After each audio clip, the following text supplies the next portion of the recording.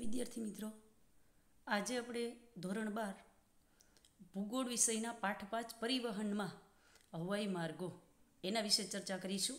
તો હવાઈ માર્ગો હવે એ આકાશમાં જે હવામાં ચાલતા વિમાન અને હેલિકોપ્ટર છે એના દ્વારા ચાલતું પરિવહન છે. એનો પણ ચોક્કસ માર્ગ છે. વિમાન હેલિકોપ્ટર છે એનો, તો એ હવાઈ માર્ગો અને ભારતીય હવાઈ માર્ગ એ વિશેનું આ મુદ્દામાં આપણે આ બે મુદ્દા છે એની ચર્ચા આ વિડીયોમાં કરવાની છે. તો સૌ પ્રથમ આપણે હવાઈ માર્ગો છે એના વિશે સમજીએ.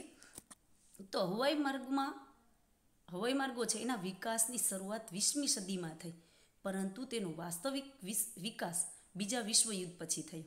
હવે હવાઈ માર્ગોનો વિકાસની શરૂઆત છે 20મી સદીમાં, જ્યારે 1901થી માંડી અને છેલ્લે 2000 સુધીની છે એ સદીમાં, ત્યારે વિકાસ જે રાઈટ બંધુ છે એણે શોધ કરી વિમાનની, અને ત્યાંથી એના વિકાસની શરૂઆત થઈ. પરંતુ તેનો વાસ્તવિક વિકાસ તો વધુ પડતો જે હવાઈ માર્ગથી થતું પરિવહન છે એ તો એ ક્યારથી થયું તો કે બીજા વિશ્વયુદ્ધ પછી, એટલે કે 1945 છે.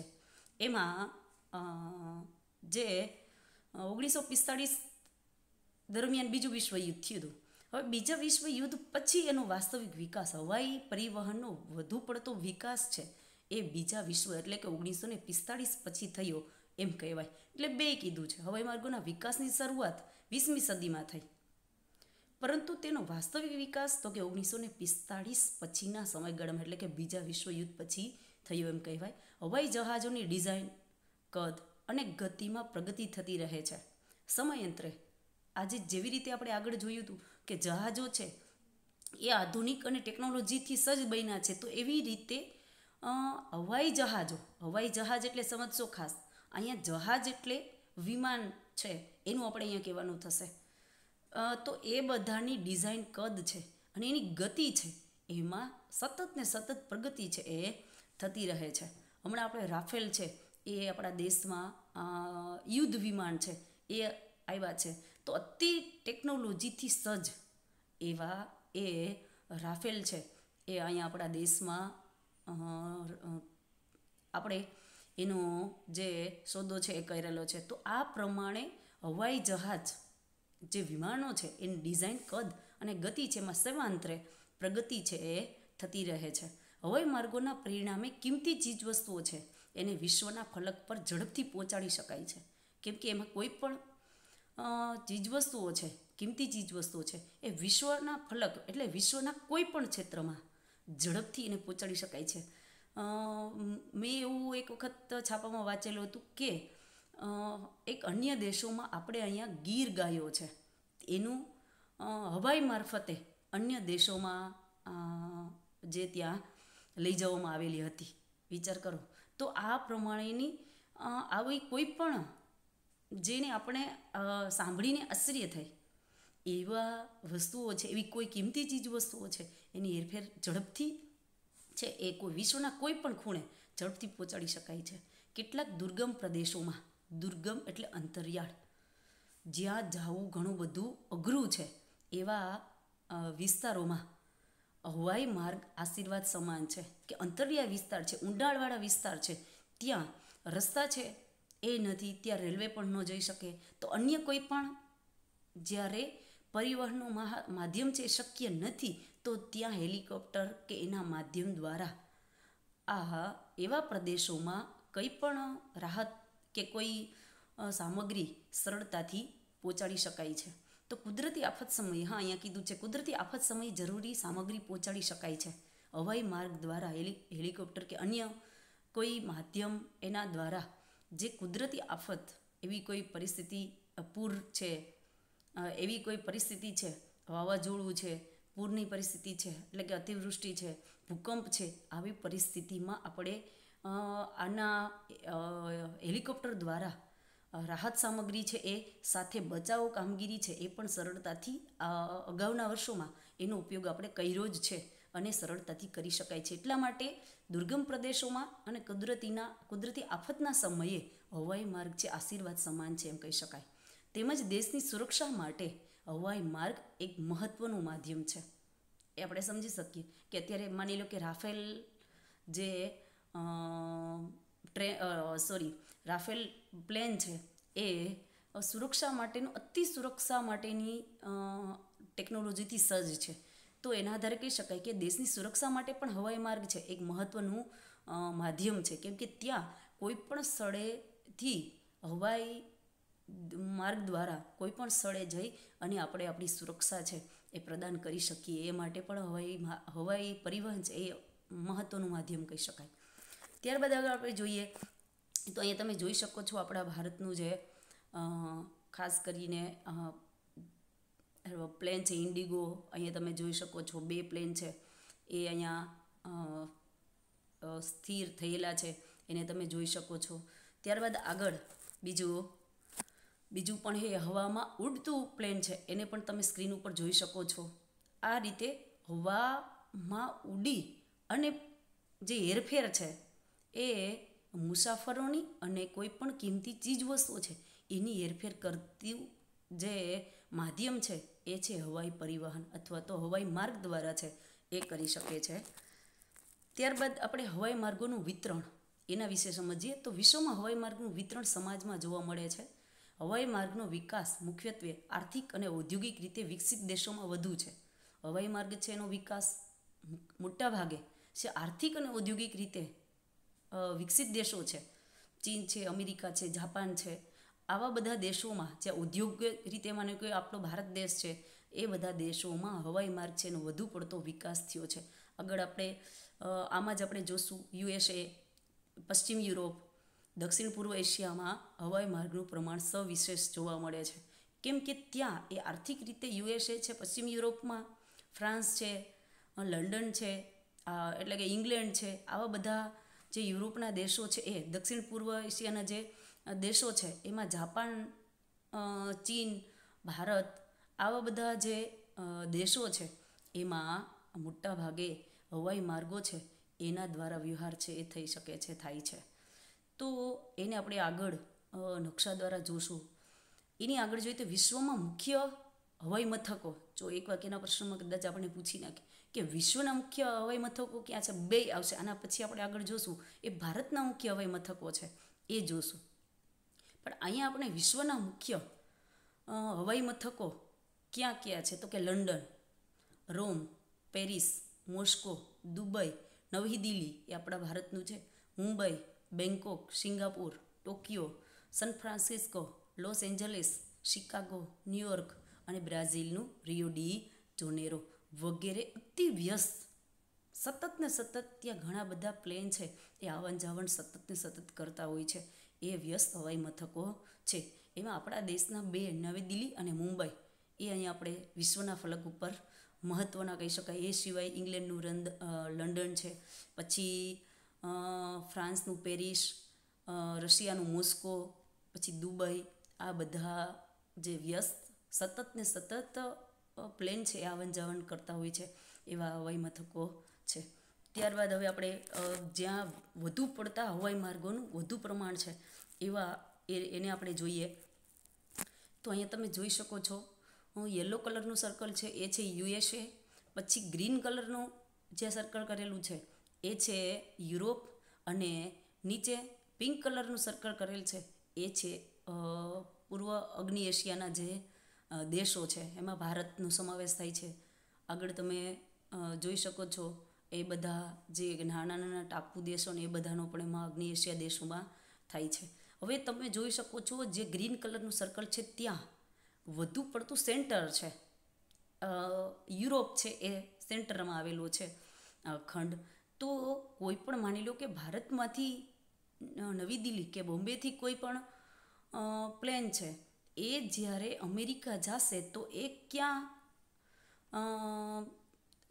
સ્થળાંતર કરી અને ફરી પાછું આગળ જશે, રોકાઈ અને જશે તો કે યુરોપ રોકાય અને ફરી પાછું ત્યાંથી અમેરિકા તરફ જશે. તો આ રીતે વધુ પડતા જે સ્ટોપ ક્યાં થાય છે તો કે એ યુરોપમાં, ત્યાંથી પછી અન્ય જગ્યાએ જાય છે.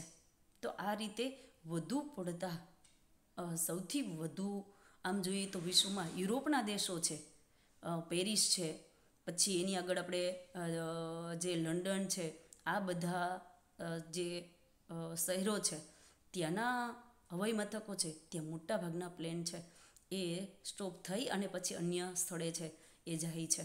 એટલે યુરોપ છે ત્યાં હવાઈ પરિવહન છે એનું એક મુખ્ય કેન્દ્ર છે, એ તમે અહીંયા જોઈ શકો છો. ત્યારબાદ આગળ આપણે જોઈએ તો ભારતના હવાઈ માર્ગ એના વિશે જોઈએ તો ભારતમાં હવાઈ માર્ગનો વિકાસ અને સુવિધાઓ પ્રદાન કરવા માટેની જવાબદારી ઇન્ડિયન એરપોર્ટ ઓથોરિટી.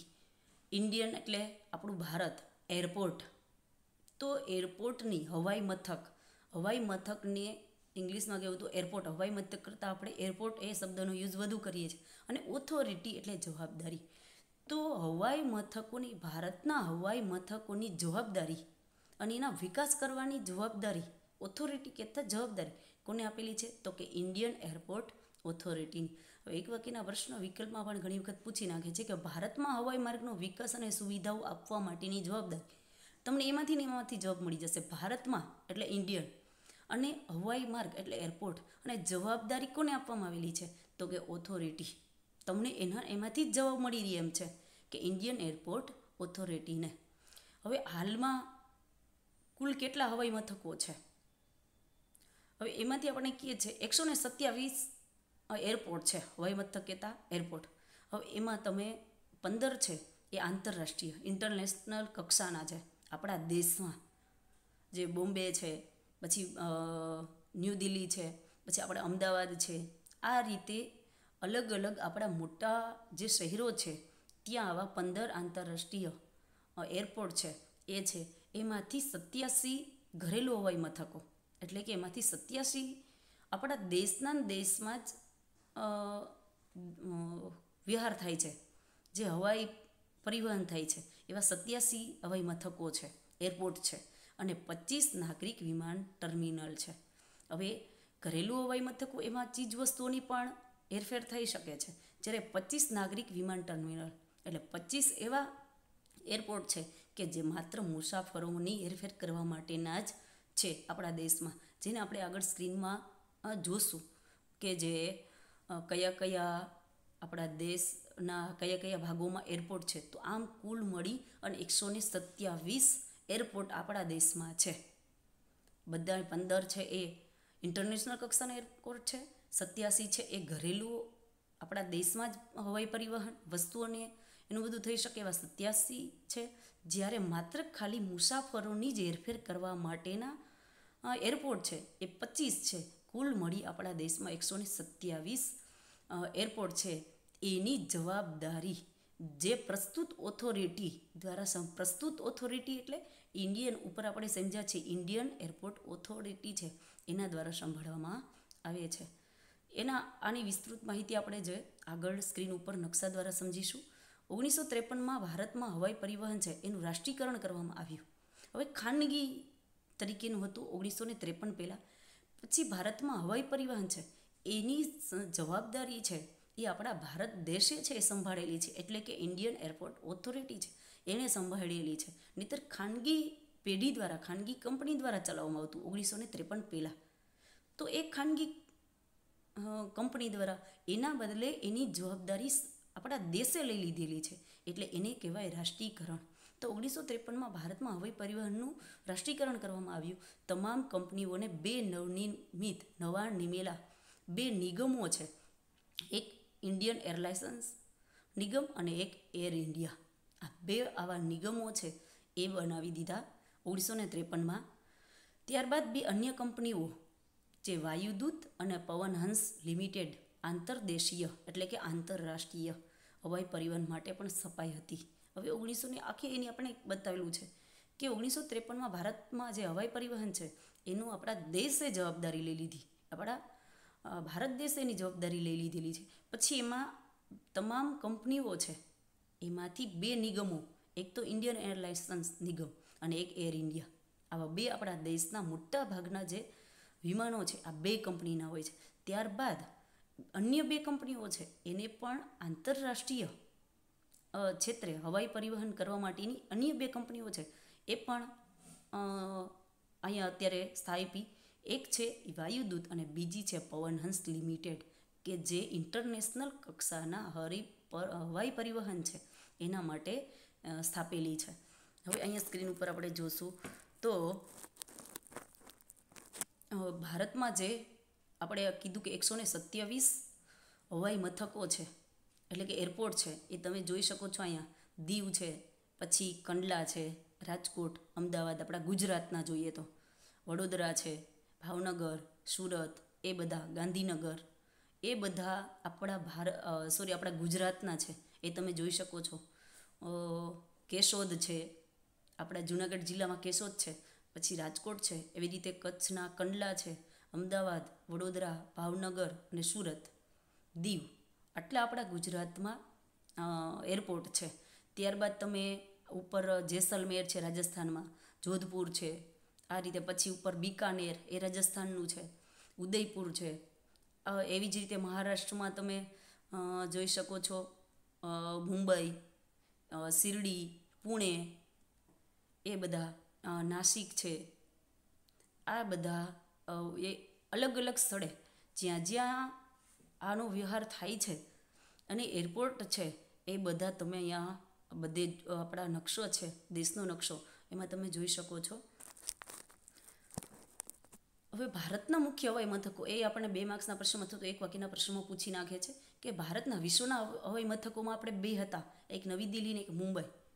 એ 2 વિશ્વના, એ સિવાય લંડન છે, રોમ છે, બેંકોક છે, આવા અલગ અલગ, પેરિસ છે, સન ફ્રાન્સિસ્કો છે, આવા બધા આપણે વિશ્વના મુખ્ય હવાઈ મથકો, એરપોર્ટ, એના વિશે આપણે આગળ સમજૂતી મેળવી. હવે ભારતના મુખ્ય એરપોર્ટ ક્યાં છે? 127 એરપોર્ટ છે, એના વિશે આપણે સમજ્યા. પણ 127માંથી મુખ્ય એરપોર્ટ ક્યાં ક્યાં છે? તો કે દિલ્હી, મુંબઈ, કલકત્તા, ચેન્નાઈ, બેંગલુરુ, અમદાવાદ આપણા ગુજરાતનું, હૈદરાબાદ આંધ્રપ્રદેશનું, અમૃતસર પંજાબનું, જયપુર રાજસ્થાનનું, નાગપુર છે મધ્યપ્રદેશનું, કોચી, ગુવાહાટી, લખનઉ, ભુવનેશ્વર, વિશાખાપટ્ટનમ વગેરે ભારતના મુખ્ય હવાઈ મથકો છે. ફરી પાછું દિલ્હી, મુંબઈ, કલકત્તા, ચેન્નાઈ, બેંગલુરુ, અમદાવાદ, હૈદરાબાદ, અમૃતસર, જયપુર, નાગપુર, કોચી, ગુવાહાટી, લખનઉ, ભુવનેશ્વર, વિશાખાપટ્ટનમ વગેરે ભારતના મુખ્ય એરપોર્ટ છે. તો આ રીતે વિદ્યાર્થી મિત્રો, આમાં તમારે એની જવાબદારી, ભારતના હવાઈ મથકો છે, એરપોર્ટ છે, એની જવાબદારી કોણ સંભાળે છે, કયા 2 નિગમો છે, એનું ક્યારે રાષ્ટ્રીયકરણ ક્યારે કરી નાખવામાં આવેલું છે, ઇન્ટરનેશનલ કક્ષાના જે હવાઈ પરિવહન માટેની 2 કંપનીઓ ક્યાં છે, યમદૂત અને પવનહંસ લિમિટેડ, પછી ભારતના મુખ્ય હવાઈ મથકો ક્યાં ક્યાં છે, આવા પ્રશ્નો છે એ તમને નાના પ્રશ્ન તરીકે પૂછી નાખે. એ સિવાય પણ તમને મોટા પ્રશ્ન તરીકે ભારતના હવાઈ માર્ગો અથવા તો હવાઈ માર્ગો વિશે સમજાવો, એ પ્રશ્ન પણ મોટા પ્રશ્ન તરીકે પૂછી નાખે. તો વિદ્યાર્થી મિત્રો, આ રીતે તમારે એમાં રજૂઆત કરવાની થાય. Thank you.